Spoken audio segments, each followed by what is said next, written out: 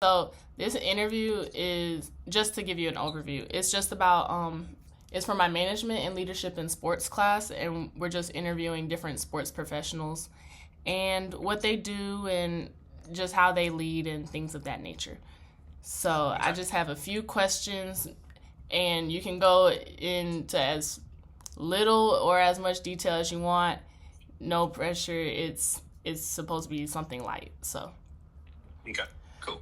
okay, so first question is, can you walk me through your journey into sports management and what initially drew you to becoming an athletic director? Yeah. I really do like to tell people I did not set out to be an athletic director, and that is true. That is very true. My journey really started when I was playing a very low level high school basketball in Sumter. And it was age 15 that I decided, like, man, I love this. I can think about the game. I love the X's and O's, and I had worked some camps growing up that our coach would do, like summer camps, and like your dad does. And like I just developed this love of like coaching at 15. I was like, I want to teach and I want to coach. And so that really set me out on a path of to be really where I'm at now, which means like when I went to Carolina, I did not study education, but I did marketing and management, which was kind of fascinating because a lot of what I do now is marketing and management. It's crazy how that all worked out. But then when I got there, I heard that they needed student managers for the men's basketball team in South Carolina. And I was like, well, if I do that, then I can be around basketball and I can learn how to coach better. And so that's what I did for the last 2.5 years of my time as an undergrad. And then the first job I ever took was at a private school because I knew I didn't need to be certified to teach. So I did that for 2 years just to see if I really did like the teaching and the coaching. And I coached girls basketball, volleyball, and golf, and absolutely loved it. Like, just fell in love with it. I'm like, okay, yeah, this is what I want to do the rest of my life. So I went back to grad school, worked with the basketball team again in South Carolina, got certified to teach, came to Ridgeview, was coaching basketball, and that's where I said to Kier, like, my goal was to be a varsity head coach. Like, I wanted to be like your dad. Like, I was doing JV. I was helping with the varsity. I was an assistant coach, and I was doing all the things that I felt like I needed to do to get a head varsity job. And it just never happened. I applied for and interviewed for a couple of different jobs over the years and never got them, and was bummed about that. But also like, okay, well then, but to answer your question about I guess it was when did I know I wanted to become an AD? Essentially, like I started helping Coach Gordon. You may remember him from when you were younger. But I'd go in there and I'd help him out with files and physicals, and then eventually, like he let me start sitting in on interviews with him, and then they let me start running the Bojangles Bash, and after a while, I was like, well, maybe I could do this. Like this could be fun, and then he told me he was going to take another job and asked me, he wasn't offering me the job. He said, would you want to do this? And I was like, well, maybe, I don't know. But I was still coaching. I still loved coaching. But anyway, long story short, obviously interviewed, got the job. And even when I got the job, I was like hesitant. I was like, I don't know if I want to do this. I think I want to keep coaching. And, obviously took the job, and here I am 11 years later, and I love it. Like I'm so glad I took it. And now I feel like I'm coaching coaches now. I coach adults. I get to coach your dad and all sorts of people. And we get to coach each other. And it's a fascinating job. Did that answer your question? I feel like I went all over the place Yes, on that. no, that was perfect. Okay. Yeah, no, that was great. Next question is, how would you describe your primary responsibilities as an athletic director, and which aspects of the job require the strongest leadership skills? Mm. Primary, I really feel like is our student athletes' safety, their well-being, and their experience. And you can ask your dad. I talk to them all the time, and he's a great example of providing great experiences for kids. All the gear that they get, all the regular season games they play, and all that. The stuff they do in the summer, the college tour that he takes them on every summer, like that's all about the student athlete experience. And so like that, along with their safety, but I feel like that is job number one for me, is for when our kids leave, they say, man, that was just, I'm so glad I played sports at Ridgeview. That was so much fun. I got so much out of that. Like, I feel like that's my primary concern. And then the second part of it, I think the question was, what requires the strongest leadership? What was it again? Yep, the strongest. Which aspects of the job require the strongest leadership skills? Yeah, I think it's dealing with people. It's dealing with adults, whether that's coaches, whether that's parents, and sometimes kids. But I mean, it's the challenge of being able to tell a coach, like, no, you can't do that, or tell a parent, like, hey, that's not how we do things here, and just being able to stand in that gap of delivering unpopular decisions. And that's the job right there. And so, and for me as a person that I like delivering great experiences for people. I like keeping people happy, and I'm pretty good at it.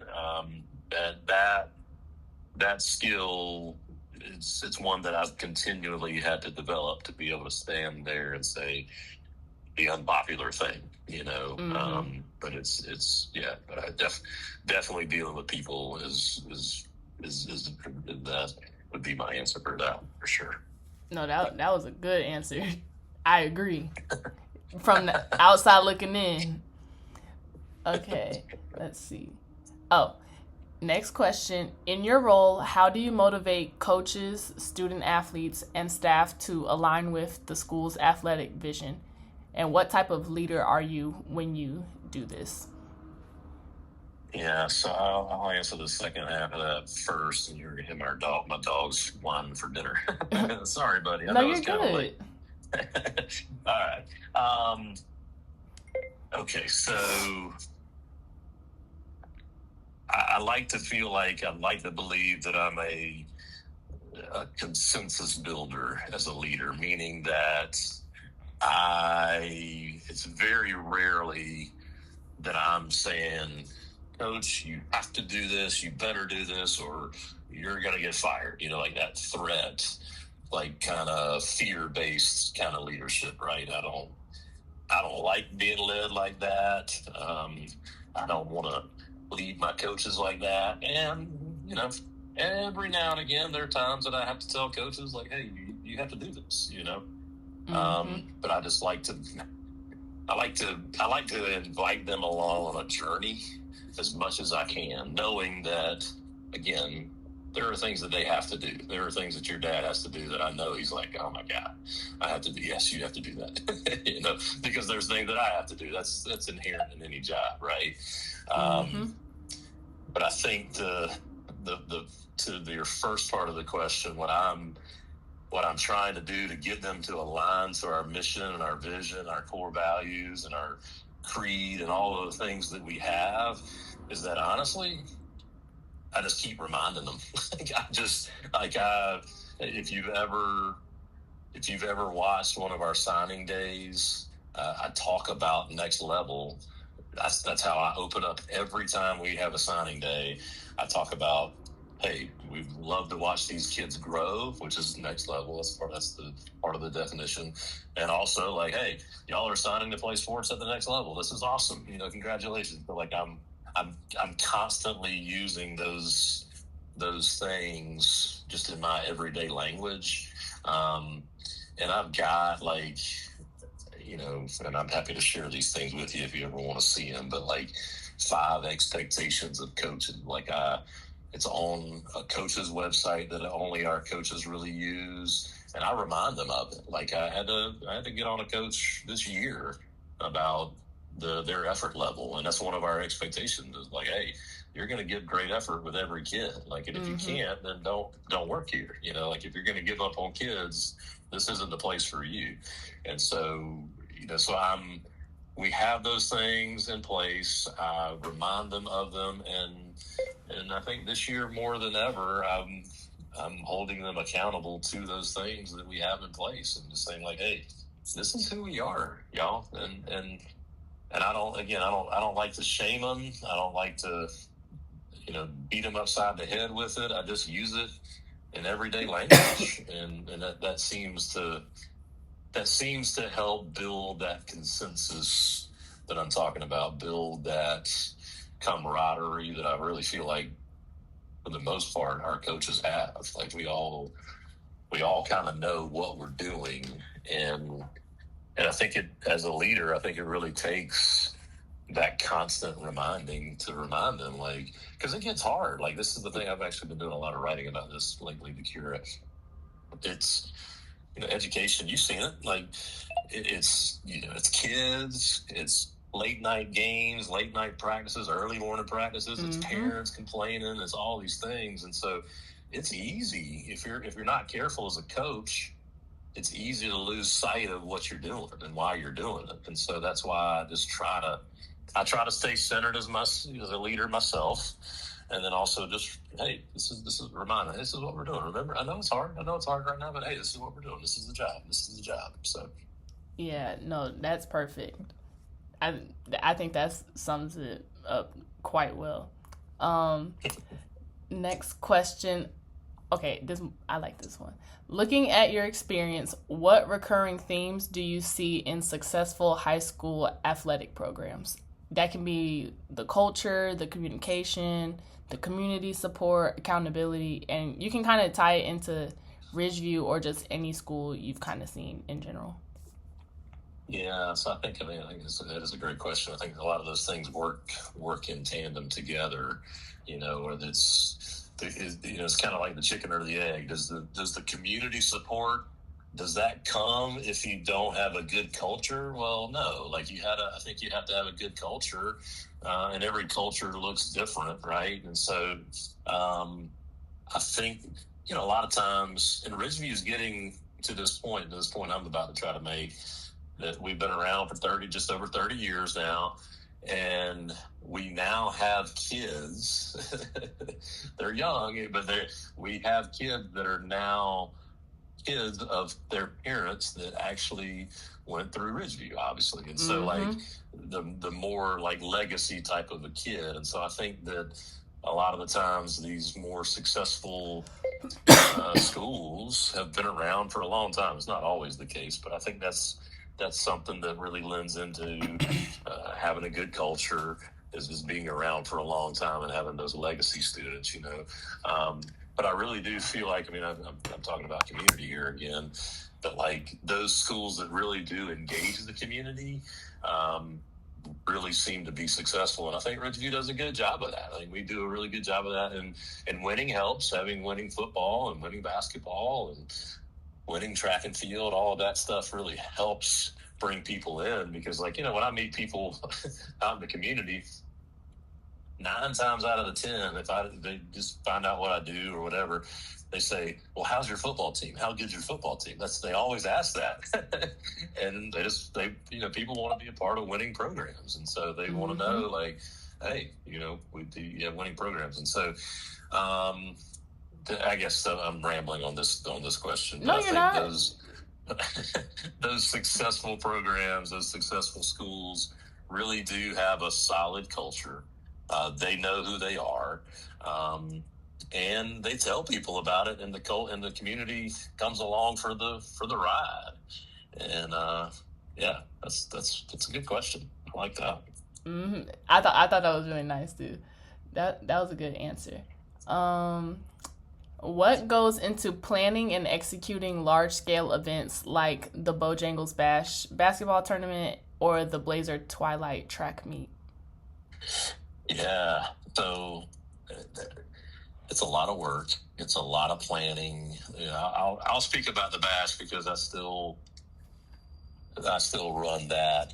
I still lead that event, and I can tell you about the Blazer Twilight, what CP does too. But the planning for the Bash really starts as teams are leaving that year. So meaning like, it is a year's worth of planning, to try to get teams, to try to get the hotel, try to get restaurants on board, try to figure out a way to raise money to be able to pay for all the expenses, all the gear, ordering things and a lot of the paperwork and the contracts. And it's to the point where I've got a checklist. I think it's like 13 pages long that I use throughout the year. I'm like, all right, let me work on the bash for a little bit. I'm like, oh, that's right. I need to do this. I need to do that. I need to do this, So it's just really, it's a lot of behind the scenes stuff. I mean, it's kind of like by the time we get to the event, like most of the work is done. Like when teams start flying in from around the country, around the world, it's like, okay, well, teams are here and we've got referees and we've got a gym to play in it. So now we just need people to show up and watch it. And then obviously they do. So just planning with that. And I think the other thing too with that event that I've learned over the years is to really delegate a lot of that work. So Josh McDowell, he does a great job with our social media and our content creation, and he's now formed a team that works that event. And then I've got a buddy of mine, Joe, that used to work for Bojangles a long time ago, that he likes the event, so he just comes and helps every year. Mm-hmm. And your dad does a lot, Josh Staley, Coach Mo, and so really engaging with people around the community, and even using USC students. And I would even tell you, if this is an area that you're interested in and pursuing, next December, let's go. I'll come on down. We'll put you to work. We'll show you some things and that kind of thing. But really, that's been a lot of fun for me, is engaging with the college students at USC that come out. We had 30 or 40 of them again this year that came out throughout the weekend and just helped us to execute the event. And that's great. And then same thing with Blazer Twilight too. And Coach Proctor is the one that runs that one. But, he and I were really focused on, just creating a high level event that is really engaging and that people enjoy, whether it's a kid that's competing in it or a fan that's coming to it or a coach that's a part of it. We just want people to have a good time. That's great. Next question. This one is, we're supposed to ask something in regards to a current issue or just topic within sports. So I wanted to know, what is your perspective on the transition from high school athletics to college sports, particularly regarding recruitment, NIL opportunities, and athlete preparedness in terms of those opportunities? So what's my perspective on a kid going from high school to college with all that? Just with the NIL just take over and how kids make decisions based off those opportunities and recruitment, just from, different standpoints. Yeah, I think obviously, everybody knows this. I'm not saying anything that people don't know, but obviously the game has changed so much, and to where us as coaches and administrators now, we're basically telling our kids if they're wanting to play at the next level, which a lot of them do, and a lot of them get to do, those offers it's obviously has changed. Where they might have been getting a high Division I or a mid Division I. They're getting a low D1 or maybe even a D2 offer. And it's the parents they have a hard time understanding, and the kid they have a hard time understanding.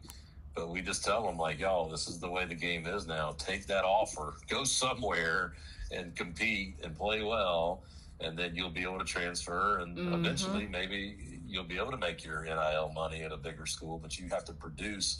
It's almost like minor league baseball and major league baseball. If it's high Division I, that's major league, well then, okay, well, you might have to go to single A, which is Division II for a year, and then move your way up to triple A, which might be mid D1, and then move your way up to high D1 and transfer a couple of times if that's the route that you want to go.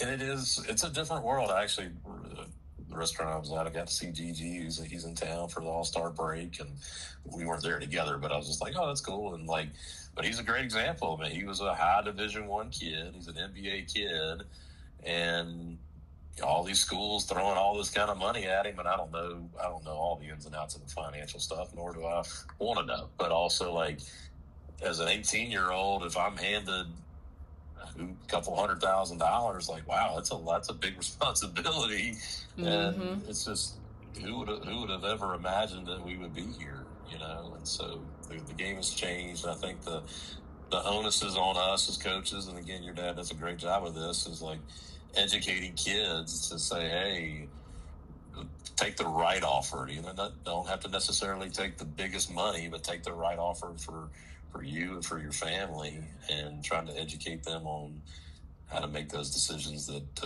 can set them up for success in the future. So, yeah. That was a great answer, because we talk about this in even with me working with Howard football, just seeing the way we had a lot of transfers leave out and work their way up to like the big leagues, like Clemson, Oregon, and everybody's like, well, why? Like, this isn't, Howard's a stepping stone. And I'm like, well, it kind of is. Like, yes, we are a one of those mid-level D1 programs, but we have players that execute well enough to make it to Clemson and North Carolina State and like bigger programs. So I think when people don't understand that aspect with like NIL and just how transfers really work, I think it can get lost. But like I like how you explained it with the minor league and major league. I think that's a really good comparison. Yeah, I never really thought about it until I started talking about that. But yeah, it kind of makes sense. No, it definitely makes sense. And if I ever need to explain it to someone, I'm probably going to steal it. So thank you. Yeah, do it. Yeah, do it. Yes. Okay, last question. So after years in the profession, what is the biggest lesson or realization about leadership in sports that stands out to you from your experience? Golly. That's a tough one. That's a great question. The biggest lesson that stands out. Gosh, I'll take it different directions. I think that I learned this years ago when I was coaching kids, and now, like I said, when I feel like I'm coaching adults, that the biggest lesson is to really make sure to do the best that I can to take care of my people. And that looks different for different people, where, like, I know your dad very well, and I know a lot of times what he needs, and I also know what he doesn't need. And so I try to give it to him when I know he needs something. If he needs a positive word of encouragement, or he needs to just vent, or he just needs to talk, or he just needs to hang out, like, I'm gonna do that. I've got other coaches that I know, like, they like gifts. They like they want to feel appreciated. Okay, great, I know that, and so I'm gonna do that.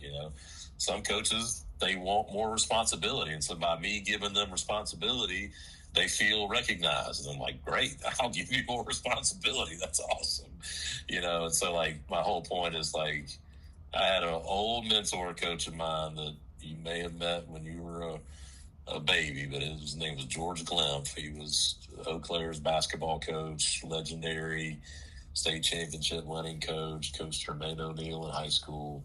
But he used to speak in acronyms all the time. Even there, he would say ATT all the time. But he would say, Brian, you got a KYP. And he meant you got to know your personnel, you got to know your people. And so that's on my whiteboard is KYP.